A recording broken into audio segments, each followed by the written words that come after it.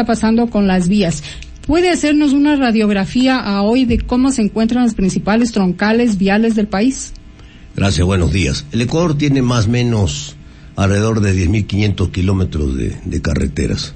De esas carreteras, un 60% de las vías están en buenas condiciones, en buen estado. Las he recorrido. Me he recorrido ahora sí del Carchi al Macará, todo el Ecuador, el oriente ecuatoriano, la sierra y la costa. Hay vías que están en un 30% en estado bastante bueno, regular, y hay unas vías, un 10% de vías que están en mal estado, que tienen que ser arregladas. ¿Qué porcentaje, ministro, de las vías que están con afectaciones serias?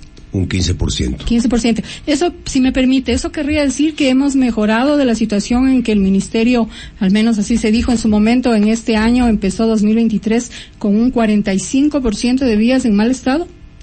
No, 45 es muy alto, porque las vías que están afectadas son puntuales. Si usted ve, por ejemplo, la troncal amazónica, que es una vía de 200 kilómetros, esa vía está dañada. A esa vía nosotros le hacemos recapeo, le estamos haciendo mantenimiento vial, pero esa vía tiene que ser reconstruida totalmente. Y eso es lo que estamos haciendo. Estamos en el proceso de licitación para reconstruir la troncal amazónica con un mecanismo nuevo, con crédito de la Corporación Andina de Fomento, que se llama MPR, Mantenimiento por Resultados. ¿Qué implica esto? Que la constructora no solo hace la vía nueva, reconstruye la vía, sino que se queda con el mantenimiento vial por los próximos 4 años.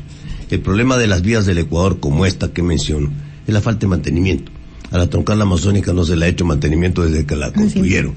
Así que esto es fundamental. Otra vía importantísima que está muy dañada es Riobamba, Balvanera, Payatanga, Cumandá.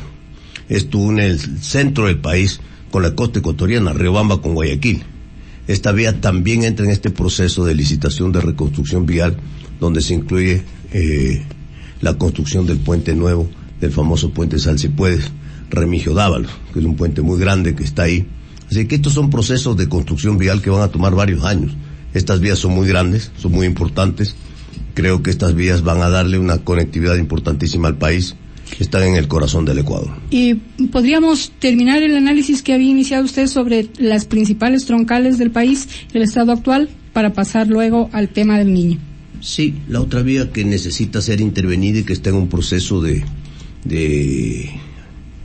trabajo APP para buscar una alianza público-privado con estudios del Banco Mundial, del IFC del Banco Mundial, es Loja-Catamayo. Por otro lado, pues hay nuevos proyectos de vías que entran en esta modalidad, como el caso, por ejemplo, se viene trabajando con la empresa constructora vial de Corea para la posibilidad de hacer la famosa vía rápida entre Quito, Guayaquil y Guayaquil-Cuenca. La empresa coreana estuvo aquí, tiene varios trazados presentados como alternativa. Nosotros tenemos que hacer el fondeo correspondiente para iniciar los estudios de prefactibilidad. Esto lo vamos a dejar haciendo. Vamos a dejar encaminados estos procesos. ¿Ustedes van a hacer ya los estudios de factibilidad o los van a dejar contratados? Los vamos a dejar arrancados en esta relación que hemos establecido con los coreanos. Y la otra vía que está en estudio y que estamos trabajando es el acceso del viaducto sur de Guayaquil, más conocido como el Quinto Puente. Nosotros hemos retomado ese proyecto, lo estamos trabajando, estamos en el proceso de elaboración y ajuste de los estudios finales, y nosotros tenemos el deseo de dejarlo contratado, y ahí hay 2 posibilidades de contratación. La una que nos permite la ley, que es la vía rápida, y esa vía rápida es a través del mecanismo de una empresa pública, ¿no? Que podría ser el Cuerpo de Ingenieros del Ejército consorciándose con la empresa privada. Y la otra posibilidad es la tradicional, la larga, ¿no? Que es el proceso de licitación. Nosotros podríamos dejar iniciada la licitación y será el próximo gobierno que designe el ganador del concurso, que será el que tiene que ejecutar esa vía. Así que estos son los proyectos, estas son las cosas que más o menos podemos conversar, cómo está caminando el país. Este fin de semana me fui al norte, me fui a la provincia de Imbabura y Carchi para analizar la posibilidad de un paso lateral en Imbabura. Ya lo analizamos, ya sabemos cuál es la solución. Y el otro tema es en el Carchi. En el Carchi estamos iniciando la reconstrucción de la vía Miró, Mascarilla, El Ángel, y subí hasta la reserva San Luis El Ángel. a 4.000 metros de altura, donde el gobierno nacional está terminando esa vía, El Ángel, represa Giovanni Calle, una vía maravillosa en pleno páramo virgen del Ecuador, que les invito a conocer a los ecuatorianos y que la vamos a inaugurar en el mes de octubre. Señor ministro, ¿qué pasa con la E25? Se ha dicho que por allí pasa el 40% de la producción nacional. Algunos sectores productivos están preocupados por, sobre todo, la falta de mantenimiento, que además tiene efectos en la inseguridad de la vía. La E25 tiene varios problemas. Hay tramos que están terminados y otros tramos que no se concluyen. Hay un tema complicado que se está analizando la posibilidad de una concesión vial en el tramo Buena Fe Babahoyo. Así es que, en todo caso, lo que yo tengo que comentar el día de hoy es que el Ecuador no puede seguir con las vías gratis. Gratis no es nada ya. Si aquí no hay peajes, no vamos a tener buenas vías, porque el Estado ecuatoriano no tiene esa espalda inmensa para arreglar todas las vías del Ecuador. Y si usted ve las concesiones viales donde hay un peaje, esas son las mejores vías que tiene el país. Todas las vías que están concesionadas y tienen peaje están en perfectas condiciones. Las vías que no tienen peaje son las que hay que hacerle mantenimiento continuo. Y entonces, claro, hay casos y casos, ¿no? Por ejemplo, había una estación de peaje y la quitaron porque reclamaron los transportistas que por qué les cobran peaje. Bueno, vaya a ver cómo está la vía ahora. Ahora los propios transportistas son los que piden que pongan peaje, porque es la única manera de mantener la vía buena. Entonces creo que vamos aprendiendo las lecciones en el Ecuador. Hay que analizar seriamente todos estos trabajos, porque después de estos proyectos que le comento, cuando terminemos la vía y pasen los 4 años del mantenimiento vial y se acabe el contrato, ¿quién va a mantener las vías ecuatorianas? El Ministerio, el Estado, de a gratis otra vez. Entonces hay que volver a invertir 40, 50, 60 millones de dólares en la vía. Entonces yo creo que los que pasan por la vía tienen que pagar peaje. ¿Cuánto gasta el Estado ecuatoriano anualmente en mantenimiento de vías? ¿Es suficiente o es insuficiente en las vías que no hay peajes? Mire, el Estado ecuatoriano este año vamos a invertir en vías, en realidad 300 millones de dólares. No es poca plata. Entonces no puedo yo decir solo cuánto es el mantenimiento, el rubro de mantenimiento, sino en general cuánto se gasta en vías en el Ecuador. Entonces esto es una barbaridad, esto es mucha plata, mucho dinero. Entonces el Ecuador lo que necesita es tener un sistema de peajes, además de peajes subsidiados. Repito, todo es gratis en el Ecuador. Tiene subsidio a la gasolina, que impacta en la economía del país. Hoy el subsidio a la gasolina es 4.300 millones de dólares, más que las exportaciones de petróleo. Reflexiones nomás. Y luego tiene peaje subsidiado. Por cada carrito que pasa por el peaje, que pagan $1, el Estado paga 50 centavos al concesionario. ¿Cree usted que este mecanismo es sustentable en el tiempo? No. Estamos trabajando para ver la posibilidad de una gradualidad, de empezar a ajustar los peajes 10 centavitos. 10 centavitos de este año, 10 centavitos del próximo año, para que en 5 años, lleguemos al 1.50 para empezar a quitarle carga al Estado ecuatoriano. Ahora, esa es la propuesta que hace el gobierno nacional. Sin embargo, pues le tocará a quien gobierne el país en los próximos años tomar decisiones al respecto. Esa es la propuesta que ustedes van a dejar iniciada. Estamos haciendo los estudios para poder iniciar un ajuste, para empezar a buscar una compensación, porque a los concesionarios se les debe dinero, mucho dinero. Esa es una decisión que puede tomar el gobierno nacional, iniciar estas acciones de ajuste del subsidio a los peajes gradual, como usted lo ha manifestado, sin pasar por la Corte Constitucional, que acaba de dar pues un dictamen negativo a 2 proyectos gubernamentales. Esto no pasa por la Corte Constitucional. Esto es un ajuste al contrato, ¿no es cierto? Al contrato de concesión que tiene el Estado ecuatoriano, el Ministerio de Obras Públicas, con los concesionarios.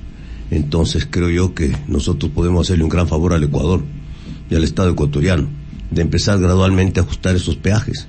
10 centavitos no le afecta a nadie, pero va a ser una gran ayuda de ir buscando una compensación y regularizando algo que es demasiado grande, que es un hueco a la economía, que afecta a esto que estamos conversando. Dinero para mantenimiento vial, dinero para vías, dinero para mejorar la conectividad en el Ecuador.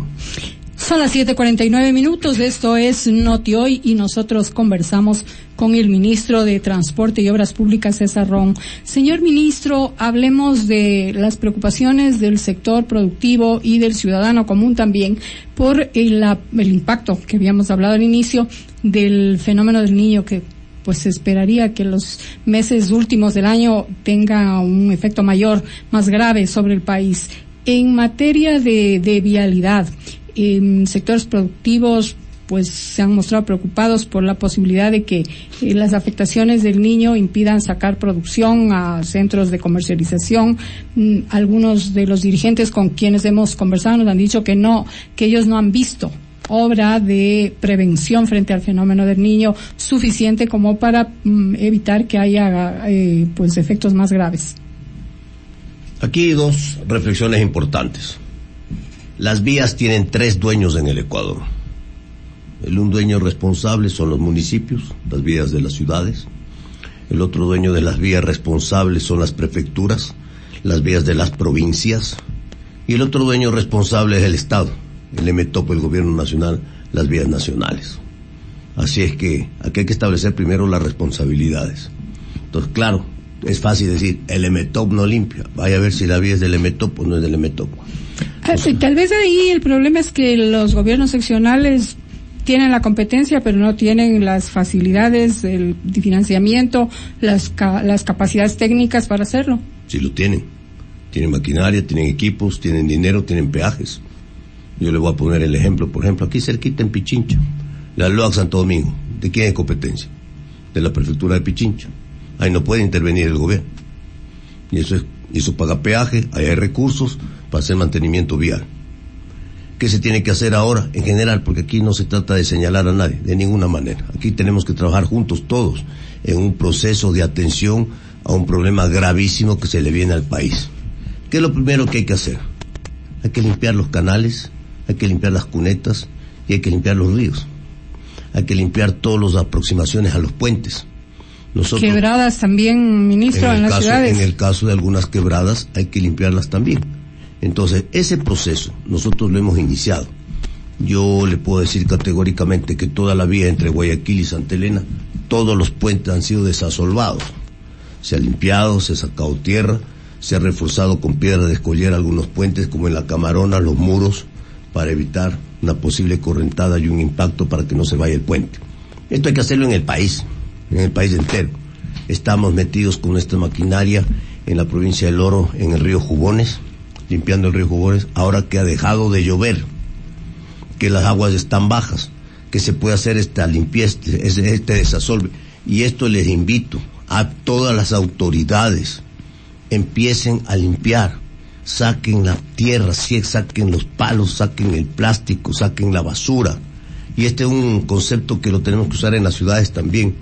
Por Dios, no bote basura, limpie su acera, limpie su alcantarilla, no bote plásticos, porque el día que venga la lluvia y la inundación, ¿no es cierto?, está atorada la alcantarilla porque está llena de plástico y de basura. Cosas pequeñas que todos tenemos que hacer. Y fíjese usted que la limpieza de las cunetas en las carreteras nosotros lo hacemos con microempresas, con cuadrilla, a pico y pala y carretilla, no es con una retroexcavadora. Claro, si usted no limpia la cuneta o no limpia la alcantarilla, ¿qué sucede? Cae tierra, el agua no tiene por dónde salir y la agua rompe el camino. Entonces, ¿qué es más fácil? ¿Hacer este mantenimiento preventivo o dejar que se rompa la carretera? Entonces, estas cosas que han ocurrido en el país, que ocurren de hecho, que las hemos visto, son las que tenemos que atender como primer punto de prevención al fenómeno del Niño. ¿Cuál sería el paso siguiente? El siguiente paso son los campamentos seguros para poder intervenir las emergencias. En este momento tenemos ubicados ya 4 campamentos seguros. Uno en Naranjal, uno en Buenos Aires, uno en Puerto Viejo y otro en Quinindé. ¿Qué tienen estos campamentos seguros? Maquinaria suficiente, toda la maquinaria que usted quiera, pues, ¿no? Tractor, cargadora, retroexcavadora, volquetas, material pétreo, piedra para hacer muros de gaviones, piedra de escollera, material pétreo para relleno. Y vamos a colocar puentes Bailey cuando lleguen los puentes Bailey que estamos comprando. ¿Cuándo llegan esos puentes? Esos llegarán, entregan el primer lote octubre 30. ¿Cuántos son en el primer lote, ministro? En primer lote son 22 puentes lo que se ha comprado. El primer lote octubre, el segundo lote noviembre, el tercer lote diciembre. Y estamos a la terminación de todo el proceso contractual crediticio con el Banco Mundial. 150 millones de dólares. 150 millones de dólares para emergencias, donde la primera prioridad son dos: compra de maquinaria para estar preparados para el fenómeno del Niño, y dos, más puentes Bailey para tener en el Ecuador puentes Bailey para atender la emergencia vial en caso que se dé. Precisamente, ministro, ese era el tema que pensaba abordar inmediatamente, los 150 millones de dólares. Usted ha adelantado un poco cuáles son las dos prioridades. 150 millones de dólares en parte para comprar maquinaria nueva, pero también para lo que el Banco Mundial ha llamado reconstrucción resiliente, es decir, para enfrentar fenómenos naturales presentes o futuros, porque es un préstamo flexible. En el caso de las vías que fueron afectadas por el sismo de marzo, que es parte de aquellos compromisos del Banco Mundial de financiar, ¿cuánto se ha invertido o cuánto se va a invertir y exactamente en dónde? Bueno, eso es para emergencias. Cuando termine todo el proceso de crediticio con el Banco Mundial y el dinero está acreditado en el Ministerio de Economía y Finanzas, en todo ese momento tenemos el dinero para hacer todas las obras que se necesiten. Este es un proyecto flexible que permite intervenir la necesidad, porque nosotros no podemos prever el día de hoy dónde se va a cortar el camino, ¿no es cierto?, dónde tenemos que hacer una intervención. Entonces, ¿qué es lo que tenemos que hacer ahora? Establecer varios puntos que ya hemos visto que hay posibilidades de daño mayor. Por ejemplo, Flavio Alfaro del Carmen es un punto crítico, ¿no?, que demanda atención, donde hay que hacer algunos trabajos que los estamos iniciando nosotros y que vamos a trabajar con la prefectura de Manabí también. Otro punto crítico, Esmeraldas. Ya hemos visto lo que pasó con una lluvia intensa que inundó el cantón Esmeraldas, que cortó las vías, que dejó incomunicados sectores como Muisne, donde nosotros hemos intervenido. Hemos puesto 2 puentes Bailey, hemos puesto alcantarillas, hemos recuperado la conectividad entre La Galera y Muisne, justamente para volver a la conectividad. Pero esos son trabajos provisionales, no son trabajos definitivos. Y tampoco vamos a poder hacer trabajos definitivos hasta que pase este fenómeno. Lo que tenemos que mantener es la conectividad vial para que la gente pueda circular en las carreteras ecuatorianas, y eso es lo que estamos haciendo el día de hoy. Conversamos en Noti Hoy con el señor ministro de Transporte y Obra Pública, César Roón. Señor ministro, quisiéramos también abordar un tema que muy poco se aborda en relación con los problemas viales del país, y tiene que ver con la calidad del asfalto que se produce y que se utiliza en el Ecuador para la construcción de vías. Hemos visto algunas expresiones de académicos, de personas especializadas, que dicen que ese es uno de los más graves problemas por los cuales las vías del país no duran lo suficiente, porque el asfalto es un asfalto de una calidad diferente a la que se necesitaría para que una vía tenga larga vida. El asfalto ecuatoriano sigue siendo fabricado o producido de aquello que ya no exportamos de petróleo, es decir, con los derivados de petróleo de más baja calidad. Esto es un problema de verdad. O sea, hay estudios, el ministerio en algún momento ha abordado este tema. A ver, hay expertos y hay expertos en asfalto. Yo no soy experto en asfaltos, pero converso con los expertos en asfaltos, que aquí en el país hay muchos. El tema del asfalto pasa primero por la mezcla, ¿no? Usted tiene que tener una mezcla perfecta de asfalto, y luego usted no puede utilizar el mismo asfalto en la sierra o en la costa. Antes Petroecuador fabricaba y entregaba 2 tipos de asfalto, ahora ya uno solo. Entonces ya tenemos un primer problema. Es el mismo que no sirve para las 2 regiones, igual. Pues, claro, no sirve para las 2 regiones. Entonces ahí viene el tema, la mezcla del asfalto para poder ser aplicado en las vías de la costa es diferente a la mezcla que tiene que ser utilizada para las vías de la sierra. Entonces por ahí pasa el problema. Y lo otro, la temperatura. Usted no puede aplicar el asfalto sino alrededor de 120, 130 grados centígrados de temperatura para que se pegue, para que quede bien pavimentada la vía. Entonces, todos estos detalles técnicos son los que se tiene que después revisar cuando se hacen las vías, justamente con las fiscalizaciones de las vías. ¿Y no está fallando la fiscalización también, ministro? Entonces, las fiscalizaciones tienen que determinar, pues, si se aplicó bien el asfalto, si se hizo bien la mezcla del asfalto, si el asfalto está bien, si el asfalto está mal. Bueno, pero cuando la vía no dura ni 5 años y está mal, se supone que no estuvo bien. Hay técnicos que dicen que el asfalto no es malo. Fíjese usted, que he conversado con técnicos de especialistas en asfalto. Me dicen, no, el asfalto no es malo. Lo que está mal hecha es la mezcla. Fíjese, son criterios técnicos. Entonces hay que tener más cuidado, habrá que hacer mejores fiscalizaciones en el tema de los asfaltos. Y el asfalto, si una vía buena, bien conservada, debería durar por lo menos 5, 6, 7 años, antes de que se haga hueco.